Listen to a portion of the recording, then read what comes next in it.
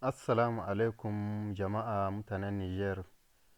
Muna muku sallama da kuma fatan alkhairi. Da farko dai ina muku sallama ta addinin musulunci. Assalamu alaikum wa rahmatullahi wa barakatuhu. Bayan haka ina so in isar da ta'aziyya ta ga iyaye da kuma sauran 'yan uwa na wannan soji wanda ya riga mu gidan gaskiya, ko kuma in ce wanda aka kashe shi.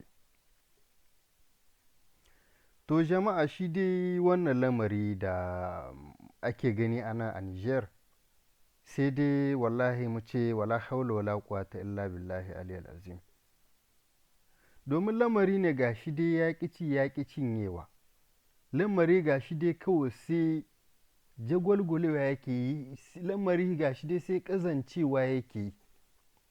Mutane su fito su yi magana ta yanar gizo, sai a iskanta su, a ɗauke su a matsayin 'yan iska ne suna fitowa suna famar su tada wa mutane hankali, famar su kawo wani tashi hankali a cikin ƙasa, alhali abu ba haka ba yake. To ga shi dai, kuma ya kamata mutane su san da cewa mutanen nan da ake kashewa da sojojin da duk wani bawan Allah wanda yake a matsayin shi na ɗan ƙasa a Niger, ɗan uwanmu ne, 'yan uwanmu ne ake na ana kashewa, 'yan uwanmu ne ake yi wa ɗauki ɗaya. Kuma mutane sun yi fama su faɗakar da kawunan mutane. Kullum kira muke yi, kuma kullum mutane kira suke. Akwai 'yan ƙasa da yawa wanda kishin abin suke, kishin ƙasa suke, abin damun su yake wannan asara ta rayuka da ake yi a ƙasa. Sun ja hankalin mutane, sun bayyana mutane lamarin nan ba lamari ba ne na wasa. A'a, mutane ya kamata su buɗe idanunsu. Ba wai muna nihin mutane ba ba su san abin da suke ba, a'a, mutane sun san abin da suke yi, amma ga abu ana gani babu zaman lahiya cikin ƙasa, sai a bari, sai a yi shiru. Ga haƙƙi sai a bar shi kawai ya wuce. Haƙƙi na mutane, ko da wasu sun bari wasu ba su bari ba, kuma in ma an bari abin da ya gashi tahiya yake na lalacewa. To kenan abin da ya kamata mutane ya kamata su gane tun da wuri. Mun rage mun makara ma ga yadda lamarin yake tahiyan nan. Mutane ya kamata mu gane, mu ɗauki abin da muhimmanci, mu ɗauki abin da gaske. Mu ji tausayin bayan Allah wanda ake na ana tada hankali, mutane wanda suna zamna cikin garinsu, suna zamna cikin gidajensu, a zo a tada musu hankali, a hana musu neman halalkinsu. To ka diba wannan soji, kuma in kun lura ba wai shi kaɗai ba, sojoji nawa ne an ka kashe a cikin Nijar? Sojoji nawa ne waɗanda mun ka sani ma suna da yawa, bari ma akwai wanda ba mu ma sani ba.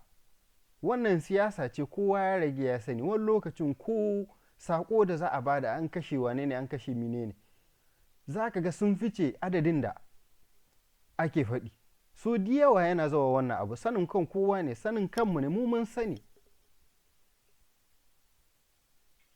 To ga shi dai, sojojin da dai suke da amfani su ne dai ake na ana karkace ana yi mana ɗaukar ɗaya. To kenan wannan ya kamata ya buɗe kan mutane, ya kamata mutane su san da fa akwai wani abu a ƙarƙashin abin nan. Duk sojojin na gaskiyar, sojojin da wanda suka san sirrin ƙasa, sojojin da sun jima cikin aikinsu, ko kuma sojojin da suna nan suna aikinsu tsakaninsu da Allah. Mutane ya kamata su san da cewa mafi yawan soji ko wani iko ko wani ɗan siyasa wanda za ka ga an kashe shi ko kuma an yi wani fama kashe shi, akwai wani abun a ƙasa. Abu ne tana yawa mai muhimmanci sosai game da 'yan ƙasa. In aka bar shi hakan ke zai iya hana ruwa gudu game da wani illa da ake so a yi mana, ko kuma wani makirci da ake so a ƙulla mana. Mutane ya kamata mu tashi mu tsaya. Ya kamata yau in mutum 5 ne suka fito suka yi magana ta hanyar rezo sosiyo, gobe mu ga 10 ne, jibi mu ga 15 ne, kenan ya kamata kowa ya kawo tashi gudunmuwar. Abu ne ba na zama ba ne, ya kamata mu tashi, ya kamata mu buɗe idanunmu tun kafin mu zo mu yi nadama jama'a. Abin ya yi yawa. malamanmu ya kamata, malamanmu na gaskiya, malamai na tsakani da Allah, malamai wanda tsakaninsu ne da Allah suka shiga wannan aikin, don Allah don annabi ku fito ku yi magana, ku faɗi abin da Allah ya ce.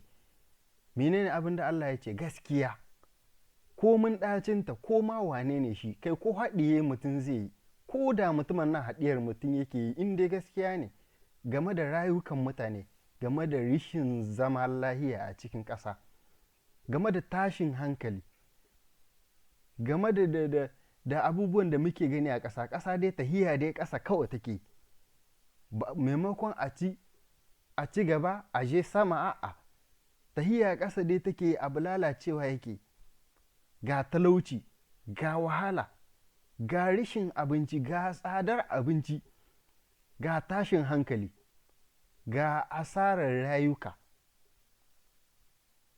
ga abubuwa sabbi. Kullum dai abu sabo yake fitowa a Nijar. Kullum za ka ga wani abin da ya ɗare mai wa mutane kai, an kasa ma a gane menene shi wannan. To duk da ba mu gane ba har yanzu menene takamaiman abin nan, mutane ya kamata su san da cewa wannan politik ta wannan zamani abu ne wanda ya zama ƙazamin abu. Politik ta zama ƙazamin abu wanda mutanenmu, ba wai dukansu ba, ni ba zan ce ba duka, a kowane abu akwai na Allah, ko ba gaskiya ba. Ba wai zan yi jam'insu ba ne, a'a akwai na gaskiya. Saboda haka ne ma kake gani wasu an kai su kaso an rihe, wasu an kashe su, wasu an yi haka, ga dai abubuwa dai da dama.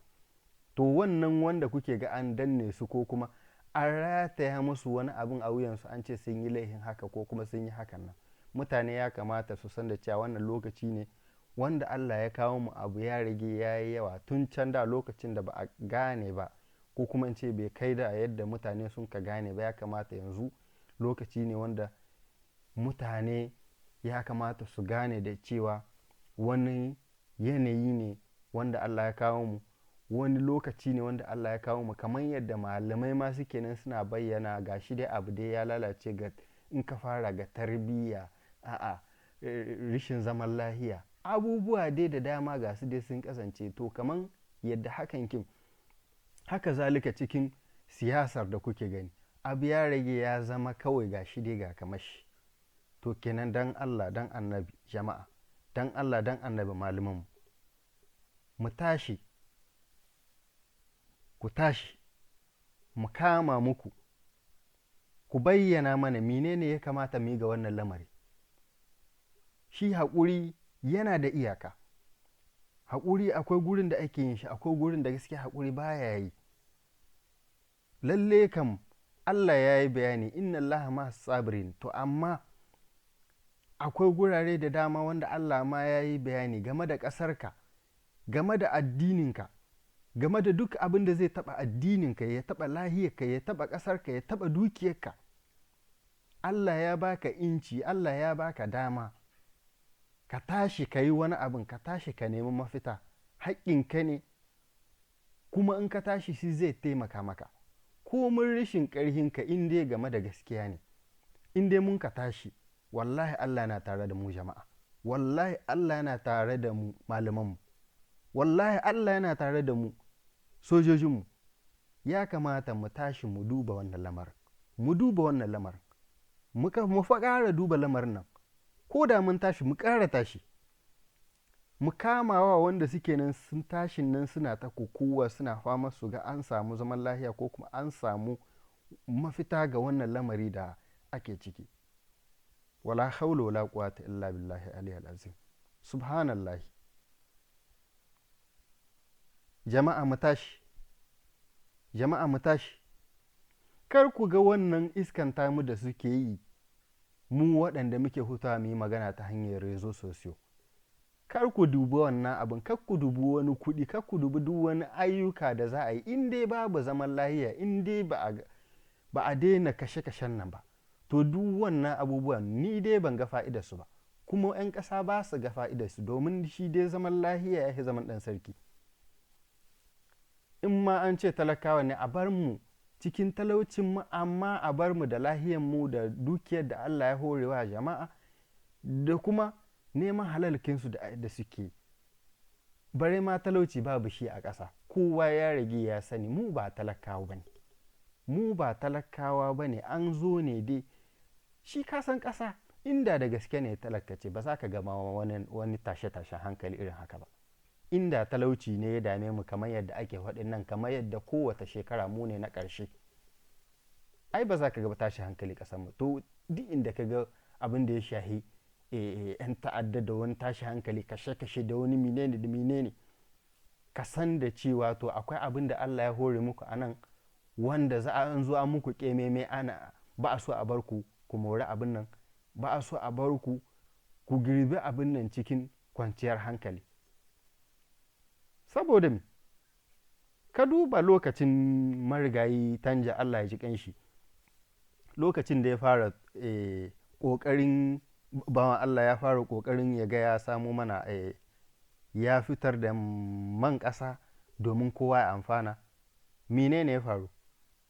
Ba tashe-tashe hankali ba, an nemi a kawo masa tangarɗa, amma Allah bai yi ba, da yake shi ya yi niyya ce da niyya guda da zuciya guda da kuma niyya ta al'umma.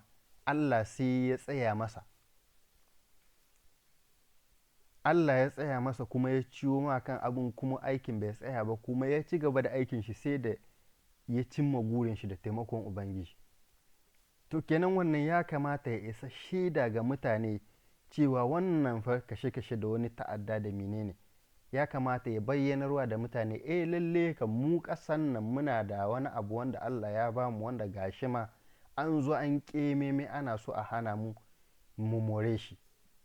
Ya kamata mutane su san da cewa a yau mutanen siyasa addu'a za mu taya su da shi. Na farko, Allah ya shirye su, Allah ya sa su yi adalci, Allah ya ɗora su bisa hanya wadda take ita ce ta gari a gare su, mu ma a gare mu, wadda take tana da amfani a gare mu kuma a gare su, ga kowa da kowa.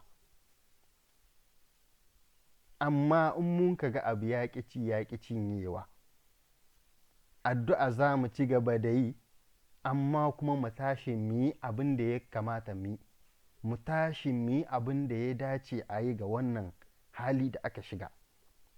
Mu yi amfani da hanyar addini ga yadda Allah ya faɗi, idan dukiyarka da ranka, rayukanku da ƙasarku in an taɓa shi menene ya kamata a yi. Ai malamanmu, muna da malamai makaranta wanda Allah ya ba su ilimi, an danne su ne kawai, an hana su su bayyanar da addinin musulunci, su bayyanar da abin da mutane za su ƙaru kamar yadda ya kamata. To amma ga wannan hali da muka shiga, ai ko da haɗiyan mutum za a yi, in dai Allah ya hore ga wannan abu wani bayani wanda al'umma za su ƙaru, al'umma za su samu mafita ga lamarin, to ai wallahi ko kashe ni za a yi sai na faɗi. Domin dai mun faɗin ba mu faɗin ba, ga shi dai ɗauki ɗaiɗayan ake mana. Mun yi magana ba mu yi magana ba, ɗauki ɗaiɗayan ba a fasa ba. To kenan malamanmu ya kamata su tashi su kama mana wannan tahiya, a yi ƙoƙari a samo mafita. Wannan mafita da za a samu ba wai mu ba, mabiyan bayanmu ne ma ake ko kowannen domin su, kuma babu wanda yake fatan ya bar wa mabiyan bayansa wani mugun abu. Kowa yana fatan al'umma wadda ta baya da za ta zo, generation na baya da za su biyo baya, Allah ya sa su tar da albarka da zaman lahiya, kuma su zamna lahiya, kuma su tahiyar da addini na ƙasa kamar yadda iyayensu suka tahiyar, su tahiyar da lamarin ƙasa kamar yadda iyayensu suka bar su a kan shi. To amma an zo an lalata abu har yanzu, asalin abun ma mabiyan bayan nan ba za su san shi ba, za su tar da komi da komi ya ma lalace, kuma wanda na gaban nasu ba su yi wani ƙoƙarin gyara ba. To kenan saboda haka ne ya kamata nan Allah dan annabi, jama'a, kowa da kowa, duk wani mai kishin ƙasa, duk wani mai jin ciwon asarar rayukan nan da ake yi a ƙasa, kashe-kashen nan da ake yi, da kuma ciwon al'umma, ko da naka ba a kashe shi ba, ko da naka yana nan zaman lahiya, ko da naka baya cikin ƙasar nan, in dai kai ɗan ƙasa ne, dan Allah dan annabi, duk wata gudunmuwa da kaga za ka iya ka kawo ka bayyana al'umma ko ma menene za a faɗi a kanka a ce ka yan iska ne suke fitowa suna yin menene da kar ya dame ku. Ku taimaka ku kama kawai a yi tahiyar nan gaba ɗaya, domin shi dai an ce mutum ɗaya babu abin da zai iya yi, amma in mun zama ɗaya tsintsiya maɗaurinki ɗaya, wallahi babu abin da zai raba mu, babu abin da zai iya yi mana wani abin. Mu zama ɗaya, mu haɗa kanunmu, mu gyara imaninmu, mu gyara kurakuranmu, kuma Allah ya kama mana mu samo mafita, mu ceto wannan ƙasar da wannan hali da ta shiga. Assalamu alaikum wa rahmatullah.